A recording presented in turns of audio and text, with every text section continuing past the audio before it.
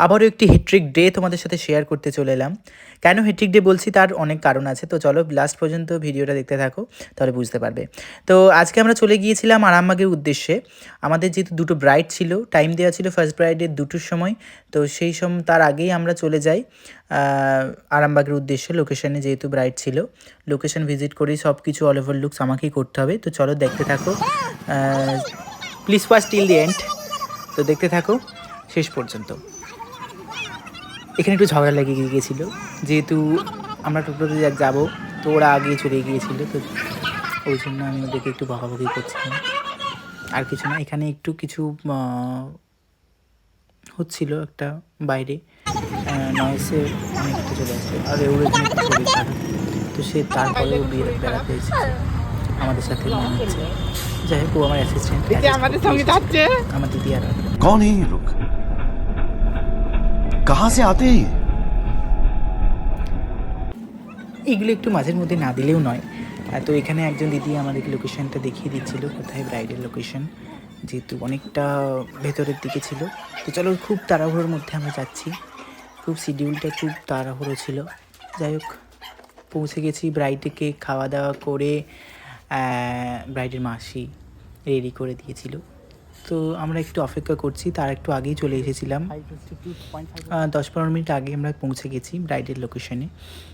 দেখতে পাচ্ছ ভিউটা কতটা সুন্দর, আর তার থেকেও বড় কথা, আমার এখানে যা টেনশন হচ্ছিল সেটা আমি তোমাদের বলে বোঝাতে পারবো না। যারা এই প্রফেশনে আছে তারা বুঝতে পারবে, যে কোনো প্রফেশনে। আর এখানে মাসি মিষ্টি নিয়ে চলে এসেছে আমাদেরকে দিতে।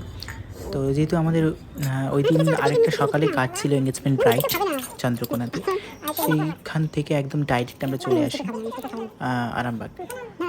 তো সেই জন্য আমরা খাওয়া দাওয়া সেরেই এসেছি। তো এখানে মাসি বলছে এখানে খেয়ে নিতে। তাই এতটা মানে আপ্যায়ন মানে আমরা পাবো ভাবিনি। খুব ভালো লাগে যখন এগুলো আমাদেরকে করে, তবে সত্যি খেতেও মন চায় না, কারণ কাজের মধ্যে থাকলে না কিছু খেতে মন চায় না। তো এখানে আরেক মাসি বলছিলেন যে ওনাকে বলে এরকম মোটা হয়ে যাবে। যাই হোক, বৌমাকে ভালো করে সাজাবে একদম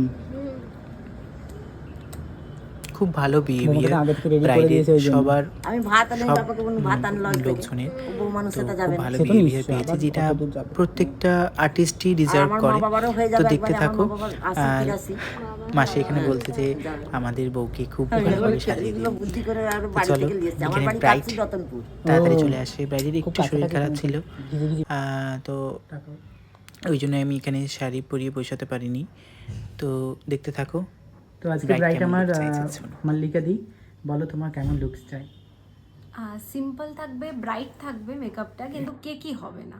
আচ্ছা আচ্ছা, মানে তোমার স্কিন টোন থেকে এক সাইডও লাইট নয়, আবার ডার্কারও নয়, একদম এক্স্যাক্টলি যেই স্কিনটা আছে টোনটা ব্রাইট থাকবে। আচ্ছা আচ্ছা। আই মেকআপটা কেমন চাইছো? যেটা ভালো লাগবে আমার উপর। আচ্ছা আচ্ছা, ঠিক আছে, মানে একটু গ্লসি লাগবে তাই তো লুকটা। আর লিপস্টিকটা কি চাইছো, নিউড না ডার্ক কিছু? একটু ডার্ক নিউড, একটু ডার্ক চাইছো তাই তো? আচ্ছা আচ্ছা, পুরো লুকসটা হোক, দেখা যাক কেমন লাগে। আর তোমার আইব্রোটা খুব সুন্দর, বেশি ড্র করা যাবে না, তাহলে ডার্ক হয়ে যাবে আরো। তো চেষ্টা করছি। আর কলকা করবে কিনা আজকে? হ্যাঁ, কলকা জাস্ট হালকা করে, হালকা ওকে, তাই তো? ঠিক আছে।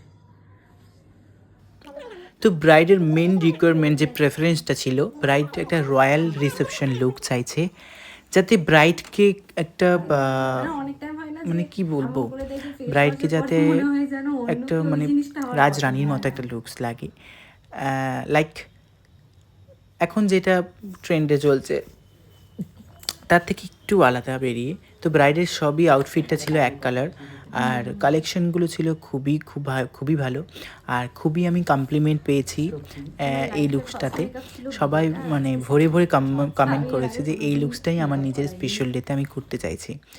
তো থ্যাংক ইউ দিদি, আমাকে বুক করার জন্য, নিজের স্পেশাল ডেতে এতটা ভরসা করার জন্য। দিদি প্রথম থেকেই বলেছিল, দিদি আমাকে বিয়ের দিনেও চেয়েছিল, আলটিমেটলি আমাকে পাইনি দিদি, বিকজ আমার ওই ডেটগুলো পুরো বুকিং হয়ে যায়।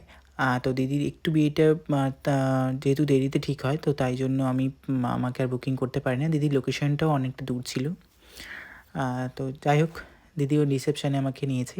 তো দিদি আমাকে বলে দিয়েছিল যে আই মেকআপটা তুমি তোমার মনের মতো করো, বাট বেস মেকআপটা একটু গ্লসি হবে, খুব গ্লসিও না, খুব মানে সিম্পলও না, যে ব্রাইট যাতে লাগে সেরকম বুঝে আমরা করি। আর স্কিন টোনটা অ্যাজ ইট ইজ থাকবে সেরকম ভেবেই আমি মেকআপটা স্টার্ট করি। দিদির হেয়ারেও আমরা একটা মিশি হেয়ারস্টাইল করে দিই দিদি, যেটা খুবই পছন্দ হয় দিদির। আমার মনের মতো সাজটা দিদিরও একটা ভেবেছিল, তো সেম আমাদের রেফারেন্সটা মিলে যায়। তো সব কিছু মিলেমিশে এরকম একটা লুকস দাঁড়ায়। খুব ভালো লেগেছে, অল ওভার খুবই ভালো, একদম পুরোটাই টোটালটাই খুব সুন্দর, দারুণ লেগেছে। কি রেকমেন্ড করবে বলো সবাইকে? রেকমেন্ড তো করবো অপূর্ব দাকে নিশ্চয়ই বুক করো নিজের স্পেশাল ডের জন্য, কেন কি খুবই ভালো মেকআপ, মানে আমার জন্য একদম পারফেক্ট মেকআপ করেছে। আমার যেরকমটা যেরকম চেয়েছিলে? চেয়েছিলাম সেরকমই হয়েছে, একদম খুবই সুন্দর। Thank you. পেছনটা একটু ঘুরে যাও। তো ব্রাইডের হাসিটা দেখে বুঝতেই পারছো ব্রাইডের কতটা পছন্দ হয়েছে। অ্যান্ড আমি ব্রাইডকে একটু নিউড লিপস্টিকই দিতে চাইছিলাম, বাট দিয়ে দেখেছিলাম, কিন্তু দিদি এই লিপস্টিকটা সিলেক্ট করেছে। কখনো কখনো ক্লায়েন্টের প্রেফারেন্সটাও শুনতে হয়, তো খুবই ভালো লাগে এই লিপস্টিকটা পরিয়ে। শেডটা জানতে হলে কমেন্ট করুন, আমি অবশ্যই শেডটা আপনাদেরকে মেসেজে বলে দেবো। ভালো লেগেছে দাদাকে, আমি দাদার রিভিউ নিয়ে নিলাম। দাদা তো চিনতেই পারছে না, বাট দাদার খুবই পছন্দ হয়, দাদাই আমাকে বুকিং করে। তো খুব ভালো লাগলো আমাকে বুক করেছেন, বা থ্যাংক ইউ। এত সুন্দর বিহেভিয়ার আপনাদের। স্পেশালি দিদি এটাও বলেছে আমাকে, খুব তাড়াহুড়োর মধ্যে নয় বলবো না, যেটা টাইম দিয়েছিলাম এক্স্যাক্টলি সেই টাইমে দিদি বসে পড়ে। লোকেশনে বেরোতে হবে, ওই জন্য। আর তো আমরা 4টে নাগাদ দিদিকে রেডি করে দিই, আমাদের গাড়ি চলে আসে খুব তাড়াহুড়োর মধ্যে, যেহেতু সেকেন্ড ক্লায়েন্ট আমাদের জন্য অপেক্ষা করছে। তো ওই জন্য আমরা চটপট করে রেডি হয়ে যাই। তো চলো, নেক্সট ব্লগ আসছে খুব তাড়াতাড়ি।